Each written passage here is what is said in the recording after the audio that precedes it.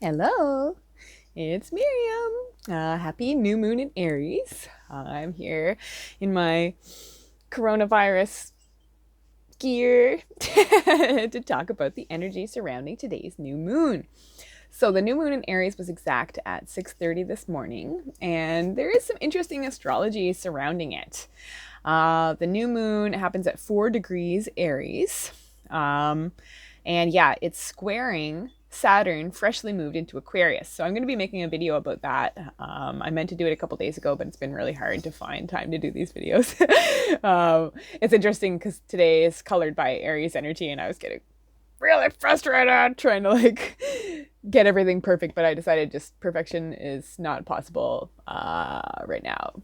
Laundry, kids' room, baby rolling around behind me. But yeah, this new moon is challenging us to really shift our mindsets in a different direction, to really be thinking about the world soul, to be getting super innovative with the ways that we're using our personal energy, having to reconcile not being able to get out as much as we'd like to. Aries season is all about wanting to go, go, go, because it is actually the sun moving into Aries was like the astrological new year, but the new moon in Aries is like the secondary astrological new year, because yeah, it really is like a fresh start. We're releasing the past cycle in a big way, and yeah, approaching the new, finding a new flow. So with the new moon in Aries, the moon also squares the north node in Cancer, so we are challenged to make peace with finding our purpose at home at present. Interesting. Mercury in Pisces sextiles Uranus in Taurus. So this is, yeah, a ripe time for seizing the opportunity to shift our mindset and again to find a new flow. Venus in Taurus is treening everything going on in Capricorn. So we've still got Jupiter, Pluto, and Mars conjuncting Capricorn. And those are technically also conjunct Saturn freshly in Aquarius. But yeah, this still has us very much focused on the ways we're expanding, the ways we're transforming, and the ways we're using our personal energy with a focus on productivity and figuring out how we're going to keep making it up that mountain.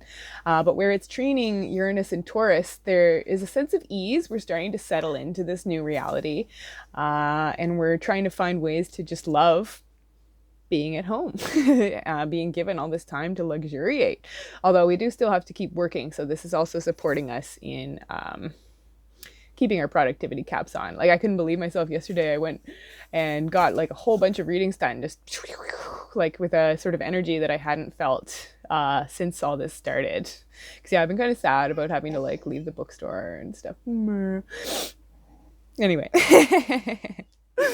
So yeah, interestingly, where Venus in Taurus is training all that Capricorn energy, Uranus in Taurus is squaring it. So again, we're challenged to see that this is a good change, that this is actually leading to more productivity down the line in terms of finding our footing and restabilizing. But yeah, that does also feel like a challenge right now. A lot of people are scared as we come up on rent time, things like that, wondering how we're all going to make it.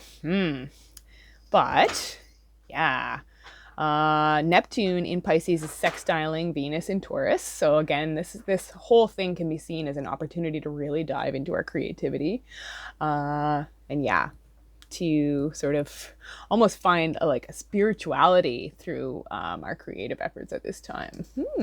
Interesting. And yeah, finally, Uranus in Taurus is sextiling the North Node in Cancer with this new moon.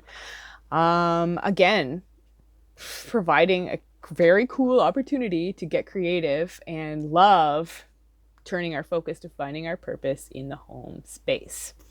So let's get to the cards. For this reading, I combined gods and titans and goddesses and sirens as a big super deck, but actually all the cards that came out were from goddesses and sirens. So that's really interesting, where we're all being asked to pull back, that this new moon carries a lot of feminine energy. I'm using Moonology oracle cards, which I like using for the moon phases. And I'm using the Animal Totem Tarot. I don't have the box for that, but this is the card backs. Oh, here's the pretty backs of the other ones. Ooh, moons, beautiful. Ooh, goddesses and sirens. Beautiful. So I already shuffled and drew the cards for this reading, but I found it so interesting what the cut cards were for this. The first one was Vesta, home. So here we are at home. Don't let pride get in your way, which is interesting because around the new moon in Aries, often a lot of frustrations come up for review. So it's really important not to be biting your people's heads off as we're in such close quarters. But then we had the Four of Swords, which is like the nap card, the card of rest, of pulling back. And I think it's really interesting that there's a toad on it because toads are all about healing. So yeah, we're finding new mental structure at home. Wow, very cool. So let's see.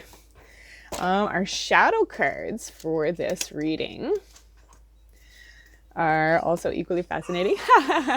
Yes, Clover's just rolling around being a baby. Okay, so the first one is Baba Yaga, authenticity. So here we are at home, having to accept ourselves for exactly who we are, warts and all. So yeah, we're being asked to make magic in our home spaces and to trust that nothing is yet set in stone. Mutable moon. So everything could change at this time. We're still waiting to see if we've flattened the curve by everybody starting to listen and stay home. But it's true that Eight of Swords style, we're also feeling trapped. So we're burrowing for sure, but it does feel like we're sifting through a lot at this point because it feels like a huge thing to ask us to pull back from work, to not be able to focus on our normal things and to having to, work on totally changing our mental structures to adapt to this storm. So the main cards. Now, Moonology was so talkative with this. I actually pulled a bunch of cards and some of them I felt like were too positive, if you will, but I'll show you them anyway because it's kind of interesting how much they resonate with the rest of the reading. But the main oracle cards are Aphrodite, self-love. So here we are being given all this time and space to love ourselves. And conclusions are within reach. Full moon eclipse. So things are changing for sure. It's really illuminating what needs to change. And yeah, the old world order is heavily on its way out. And we are passing through these gateways into the new reality that all of this is going to necessitate. Very cool. So the other cards that came out of Moonology, so I kept being like, oh my God, come on. But this is what came out. Confidence is your key to success. New moon in Leo. A new romantic cycle begins. New moon in Libra. Your hard work is paying off. New moon in Capricorn. And prosperity lies ahead. New moon in Taurus. So you can see why I felt kind of weird about pulling these cards, because it's like your hard work is paying off. Nobody's working. Confidence is your key to success. Nobody's feeling confident. A new romantic cycle begins. Yeah, we're all at home. Some people, though, could be in really weird situations where it doesn't feel safe or comfortable to be that way. And yeah, your hard work is paying off. Did I already say that? Prosperity lies ahead. That's it. Because it's like we're actually all losing money at an exponential rate right now. But it's interesting that these all came out. They're all new moon cards. So it's about, myself included, releasing the block to the mindset that this is actually going to turn things in a positive direction. I found it interesting that the new moon in Taurus card came up because the new moon in Taurus is the next new moon. So we could have some pretty cool answers about how prosperity will be coming in by that point, in the form of maybe basic income or things like that, because yeah, we're all in the same boat at this point. But I found it was also interesting that the new romantic cycle one came up because, yeah, we're all being forced into really close quarters. And as such, we all really have to make the best of it. So this could actually be a very cool time for turning a new leaf in all of our relationships, as long as we work hard at maintaining perspective and choosing peace. So,